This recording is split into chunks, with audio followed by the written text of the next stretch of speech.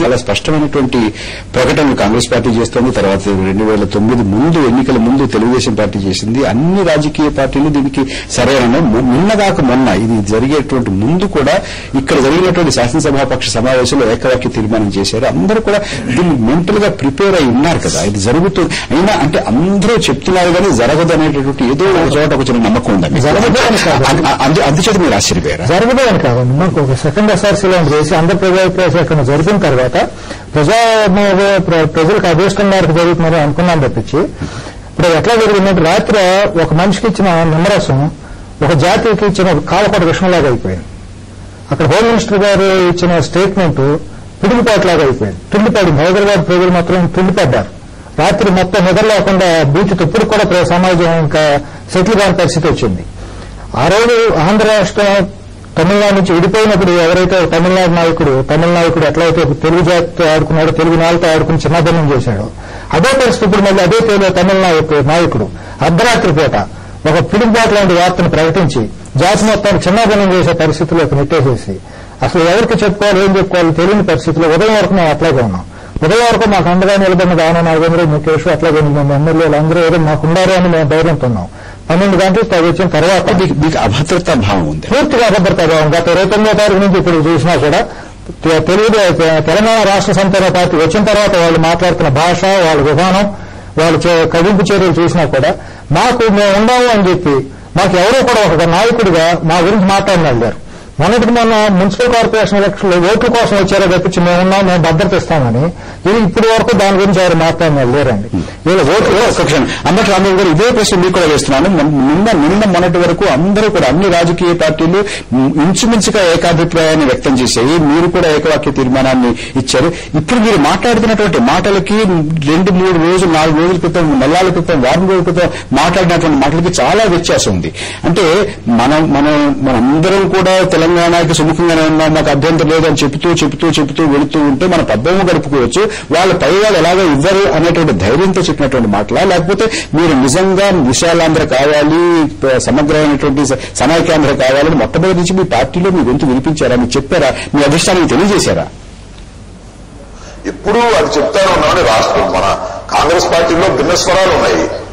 సమైక్యాంధ్ర కావాలనేది ఉన్నది, ప్రత్యేక రాష్ట్రం కావాలనే వాదన కూడా కాంగ్రెస్ పార్టీలో ఉన్నది. అయితే ఇక్కడ ప్రొసీజర్ జంప్ చేశారండి. ప్రొసీజర్ లోకి మమ్మల్ని తీసుకెళ్లినట్టయితే తప్పనిసరిగా మీ అభ్యంతరం ప్రకటించినటువంటి తీరు మీద లేకపోతే ప్రకటించినటువంటి ప్రకటన యొక్క సారాంశం మీద?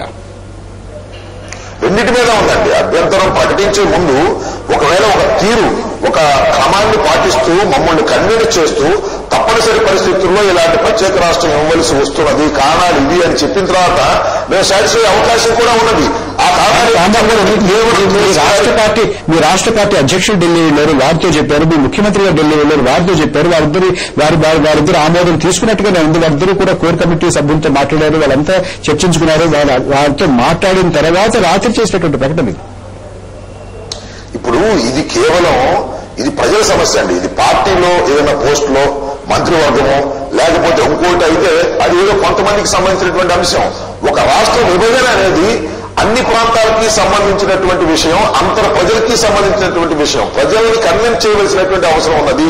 ఒక పిడుగుపాటుగా నిర్ణయం తీసుకోవాల్సినటువంటి అవసరం లేదు. ఒక ప్రొసీజర్ అవలంబించవలసిన అవసరం ఉంది.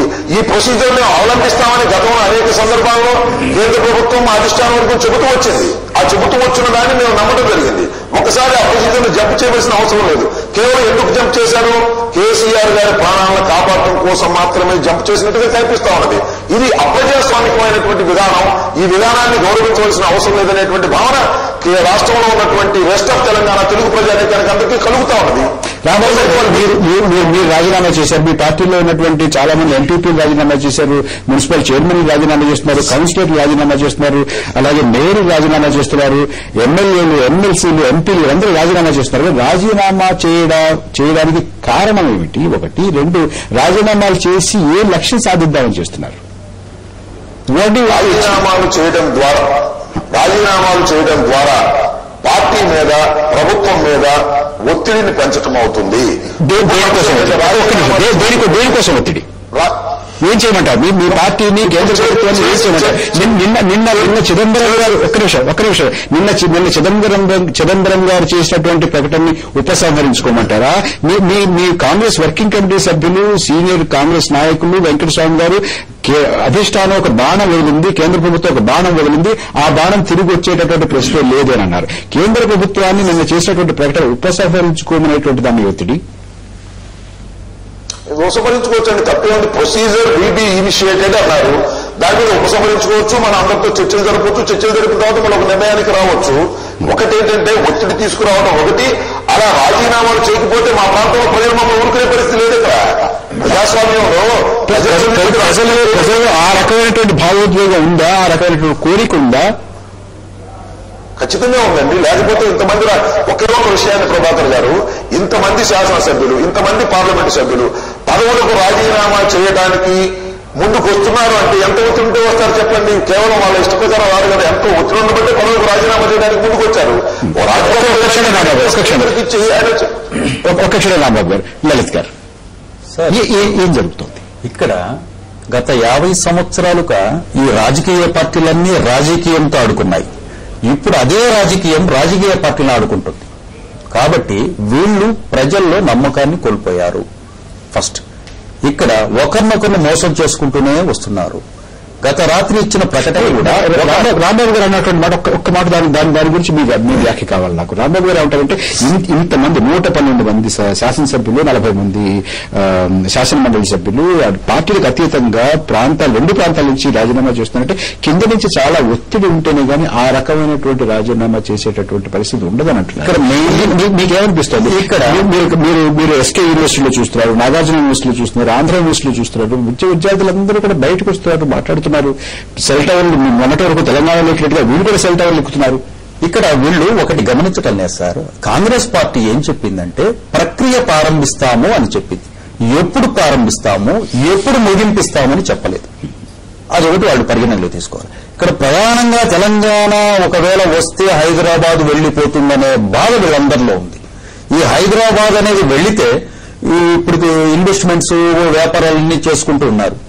తర్వాత భవిష్యత్తు మనకు ఎలా ఉంటుందనే ఉద్దేశంతో ప్రభుత్వం మీద, కేంద్ర ప్రభుత్వం మీద ఒత్తిడి తెచ్చేదానికి కాంగ్రెస్ పార్టీ ఇక్కడ పెట్టుబడులు పెట్టిన వాళ్ళంతా తెలుగుదేశం ఉన్నారు, కాంగ్రెస్ ఉన్నారు, బీజేపీ అందరూ ఉన్నారు. దీంట్లో ప్రధానంగా తెలుగుదేశము, కాంగ్రెస్ వాళ్ళు మెయిన్ ఒత్తిడి ఎందుకు తీసుకొస్తున్నారంటే ఈ హైదరాబాద్ అనేది తెలంగాణకు వెళ్లిపోతుందనే భావన.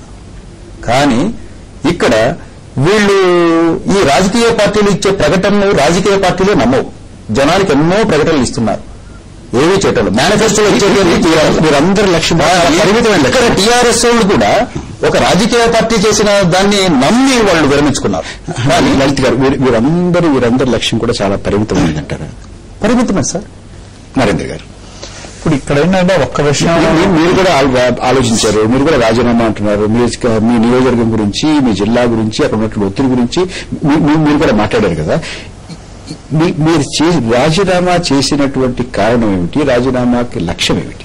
ముఖ్యంగా ఏంటంటే మా లక్ష్యం ఒకటే, మా ప్రాంత ప్రజల యొక్క ప్రయోజనాలు కాపాడాల్సిన బాధ్యత మా మీద ఉంది.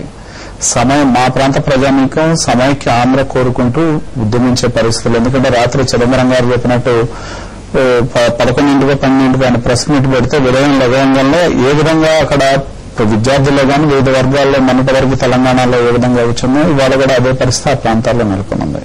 రెండోది ఏంటంటే ఇక్కడ చెప్తా ఉంది, రాజకీయ పార్టీలు పెట్టుబడులు అనేది కాదు, రాష్ట్రం ఒక హైదరాబాద్ అంశంతోనే ముడిపడి ఉందని నేను అంటలే. ఎన్నో విషయాలు ఉన్నాయి. రాష్ట్రం విడిపోవాలన్నప్పుడు వివిధ రకాలైన అంశాలు దీనిలో వస్తాయి.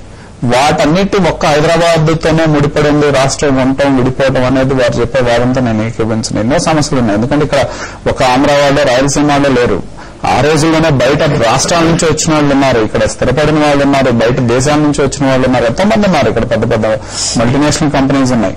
ఇవేదో కేవలం కోస్తా వాళ్ళు, మిగతా వాళ్ళు పెట్టుబడుల కోసం మాట్లాడుతున్నారన్న వాదంతో మటు నేను విభేదిస్తా ఉన్నా.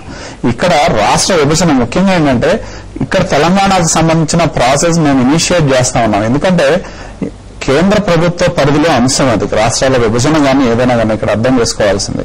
ఎందుకంటే ఆ కేంద్ర ప్రభుత్వం నిర్ణయం తీసుకునే ముందు ఇక్కడున్న ఇదిగో మా యొక్క స్వరూపం ఏ విధంగా ఉంటుంది, దీని మీద ఏంటి మీ అభిప్రాయాలు, ఏ విధంగా చేయాలి, మీకున్న అభిప్రాయాలు ఉంటే చెప్పండి, మేము వాటన్నింటిని పరిగణలోకి తీసుకుని మేము ఈ రకంగా తెలంగాణ రాష్ట్ర ఏర్పాటు కోసం మేము నిర్ణయం చేయబోతా ఉన్నాం, మీ అభిప్రాయాలు చెప్పండి అంటే ఖచ్చితంగా ఏ పార్టీలో ఎవరున్నా శాసనసభ్యులుగా మేము చెప్పొచ్చు, పార్లమెంట్ సభ్యులుగా చెప్పొచ్చు, వివిధ పార్టీలు కావచ్చు, ఖచ్చితంగా వాళ్ళ అభిప్రాయాలు చెప్పిన తర్వాత వాటిని దృష్టిలో పెట్టుకుని ఎందుకంటే ఇది హోంమంత్రి పరిధిలో అంశం, ఇది ముఖ్యంగా రాష్ట్రాల విభజన అనేది హోంమంత్రి పరిధిలో ఉన్న అంశం.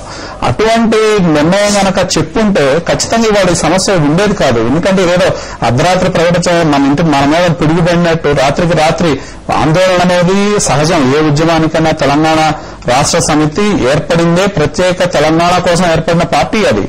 దానికోసం వాళ్ళు ఉద్యమాలు చేయడం అనేది గత 9-10 సంవత్సరాలుగా మనం చూస్తా ఉన్నాం. ఇక్కడ మరో చిన్న విరామం తీసుకోవాలి. విరామం తర్వాత మళ్ళీ మనం చర్చను కొనసాగించుకుందాం.